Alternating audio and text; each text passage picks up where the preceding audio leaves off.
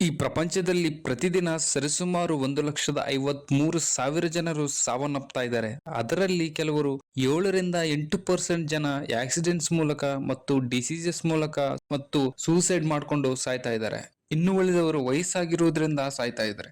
ನಾವು ಮುದುಕರು ಯಾಕೆ ಆಗ್ತೀವಿ? ನಾವು ಮುದುಕರು ಆದ್ಮೇಲೆ ಏಕೆ ಸಾಯ್ತೀವಿ? ವಯಸ್ಸಿಗೂ ಮತ್ತು ಸಾವಿಗೆ ಇರುವಂತಹ ಸಂಬಂಧ ಏನು ಅನ್ನೋದು ಈ ವಿಡಿಯೋದಲ್ಲಿ ಪೂರ್ತಿಯಾಗಿ ನೋಡೋಣ. ನಮ್ಮ ದೇಹ ಮತ್ತು ನಮ್ಮ ದೇಹದಲ್ಲಿ ಇರುವಂತಹ ಎಲ್ಲಾ ಅಂಗಾಂಗಗಳು ಅಂದ್ರೆ ಹಾರ್ಟ್, ಕಿಡ್ನಿ, ಲಂಗ್ಸ್, ಬ್ರೈನ್ ಹೀಗೆ ನಮ್ಮ ಪಾದದಿಂದ ಹಿಡಿದು ನಮ್ಮ ತಲೆಯವರೆಗೆ ನಮ್ಮ ದೇಹ ಕೆಲವು ಕೋಟಿ ಕಣಗಳ ಸಮೂಹ. ಅಂದ್ರೆ ನಮ್ಮ ದೇಹ ಕೆಲವು ಕೋಟಿ ಕಣಗಳಿಂದ ರಚನೆಯಾಗಿದೆ. ಉದಾಹರಣೆಗೆ ಹುಟ್ಟಿದ ಮಗುವಿನ ದೇಹ 2 ಕೋಟಿ ಕಣಗಳಿಂದ ರಚನೆ ಆಗಿದೆ ಅನ್ಕೊಳ್ಳೋಣ.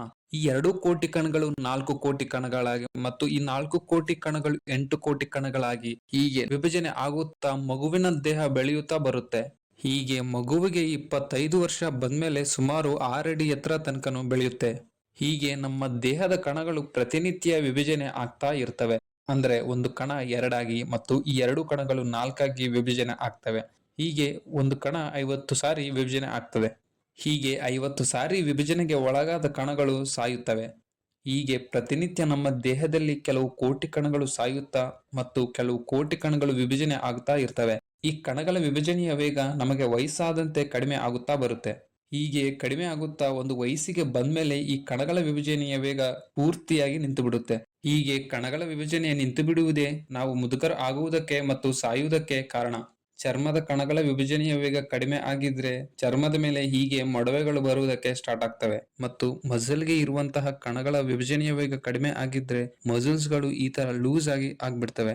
ಹೀಗೆ ವಯಸ್ಸಾದಂತೆ ಕಣಗಳ ವಿಭಜನೆಯ ವೇಗ ಕಡಿಮೆ ಆಗುವುದರಿಂದ ನಮಗೆ ಮೆಲ್ಲಮೆಲ್ಲನೆ ಚರ್ಮದ ಮೇಲೆ ಮೊಡವೆಗಳು ಮತ್ತು ಎಲ್ಲಾ ಮಸಲ್ಸ್ ಗಳು ಲೂಸ್ ಆಗಿ ಆಗ್ತವೆ. ಹೀಗೆ ಒಂದು ವಯಸ್ಸಿಗೆ ಬಂದ್ಮೇಲೆ ಕಣಗಳ ವಿಭಜನೆಯ ನಿಂತು ಆಲ್ರೆಡಿ ವಿಭಜನೆ ಹೊಂದಿದ ಕಣಗಳು ಸಾಯುತ್ತಾ ಬರ್ತವೆ. ಹೀಗೆ ನಮಗೆ ವಯಸ್ಸಾದಂಗೆ ಹಾರ್ಟ್, ಲಂಗ್ಸ್, ಕಿಡ್ನೀಸ್, ಬ್ರೈನ್ ಈ ಅಂಗಾಂಗಗಳಿಗೆ ಇರುವಂತಹ ಕಣಗಳು ಸಾಯುತ್ತಾ ಒಂದೊಂದು ಅಂಗಾಂಗ ಫೇಲ್ ಆಗ್ತಾ ಬರ್ತವೆ. ಹೀಗೆ ಮನುಷ್ಯನಿಗೆ ಸಾವು ಬರುತ್ತೆ. ಏಕೆ ಕಣಗಳ ವಿಭಜನೆಯ ವೇಗ ವಯಸ್ಸಾದಂತೆ ಕಡಿಮೆ ಆಗುತ್ತೆ ಎನ್ನುವುದು ಇವಾಗ ನೋಡೋಣ. ವಿಭಜನೆ ಹೊಂದುವ ಪ್ರತಿಯೊಂದು ಕಣದಲ್ಲಿ ಕ್ರೋಮೋಸೋಮ್ಸ್ ಅಂತ ಈ ತರ ಇರ್ತವೆ. ಕ್ರೋಮೋಸೋಮ್ಸ್ ಅಂದರೆ DNA ತುಂಬಿದ ಒಂದು ತಟ್ಟೆ. ಪ್ರತಿಯೊಂದು ಕ್ರೋಮೋಸೋಮ್ ನ ಮೇಲೆ ಮತ್ತು ಕೆಳಗಡೆ ಟೆಲಿಮೋರ್ಸ್ ಅಂತ ಈ ತರ ಇರ್ತವೆ. ಇವು ಕ್ರೋಮೋಸೋಮ್ಗೆ ಕ್ಯಾಪ್ಸ್ ಇದ್ದಂಗೆ. ಈ ಟೆಲಿಮೋರ್ಸ್ DNA ನ ಪ್ರೊಟೆಕ್ಟ್ ಮಾಡ್ತಾ ಇರ್ತವೆ. ಮನುಷ್ಯ ಎಷ್ಟು ಕಾಲ ಬದುಕಬೇಕು ಮತ್ತು ಯಾವಾಗ ಸಾಯ್ಬೇಕು ಮತ್ತು ಮುದುಕರು ಯಾವಾಗ ಆಗ್ಬೇಕು ಎನ್ನುವುದು ಈ ಟೆಲಿಮೋರ್ಸೆ ಡಿಸೈಡ್ ಮಾಡ್ತವೆ. ಈ ಟೆಲಿಮೋರ್ಸ್ ಕಣಗಳು ವಿಭಜನೆ ಹೊಂದುವ ಸಮಯದಲ್ಲಿ ಮೊದಲನೇ ಕಣದಲ್ಲಿ ಇರುವಂತಹ ಕ್ರೋಮೋಸೋಮ್ಸ್ ವಿಭಜನೆ ಹೊಂದಿದ ಕಣದೊಳಗೆ ಕಾಪಿ ಆಗ್ತಾ ಬರ್ತವೆ. ಹೀಗೆ ಕಾಪಿ ಆಗುವ ಸಮಯದಲ್ಲಿ ಕ್ರೋಮೋಸೋಮ್ಗೆ ಇರುವ ಟೆಲಿಮೋರ್ಸ್ ಸವಿಯುತ್ತಾ ಬರ್ತವೆ. ಹೀಗೆ ಸವಿಯುತ್ತಾ ಟೆಲಿಮೋರ್ ಸೈಜ್ ಪೂರ್ತಿಯಾಗಿ ಕಡಿಮೆಯಾಗಿ ಕಾಣದೆ ಹೋಗ್ಬಿಡುತ್ತೆ. ಹೀಗೆ ಕ್ರೋಮೋಸೋಮ್ ನ ಪ್ರೊಟೆಕ್ಟ್ ಮಾಡುವಂತಹ ಟೆಲಿಮೋರ್ಸ್ ಇಲ್ಲದಿರುವುದರಿಂದ ಕಣಗಳ ವಿಭಜನೆ ಪೂರ್ತಿಯಾಗಿ ನಿಂತು ಬಿಡುತ್ತೆ. ಈ ಟೆಲಿಮೋರ್ ಸೈಜ್ ದೊಡ್ಡದಿರುವಂತಹ ವ್ಯಕ್ತಿಗಳು ಅವರ ಕಣಗಳು ಹೆಚ್ಚಿನ ಸಂಖ್ಯೆಯಲ್ಲಿ ವಿಭಜನೆಯ ಹೊಂದಿ ಸ್ವಲ್ಪ ಹೆಚ್ಚಿನ ದಿನಗಳು ಬದುಕ್ತಾರೆ. ಈ ಟೆಲಿಮೋರ್ ಸೈಜ್ ಚಿಕ್ಕದಿದ್ದವರಿಗೆ ಅವರ ಕಣಗಳ ವಿಭಜನೆ ಕಡಿಮೆಯಾಗಿ ಸ್ವಲ್ಪ ದಿನಗಳ ಕಾಲ ಬದುಕ್ತಾರೆ. ಈ ಟೆಲಿಮೋರ್ ಸೈಜ್ ಅನ್ನೋದು 20 to 30% ನಮ್ಮ ಜೆನೆಟಿಕ್ಸ್ ಮೇಲೆ ಡಿಪೆಂಡ್ ಆಗಿರುತ್ತೆ. ನಮ್ಮ ತಂದೆಯಿಂದ ಅಥವಾ ನಮ್ಮ ಪೂರ್ವಿಕರಿಂದ ಈ ಟೆಲಿಮೋರ್ ಸೈಜ್ ಎನ್ನುವುದು ಡಿಸೈಡ್ ಆಗುತ್ತೆ.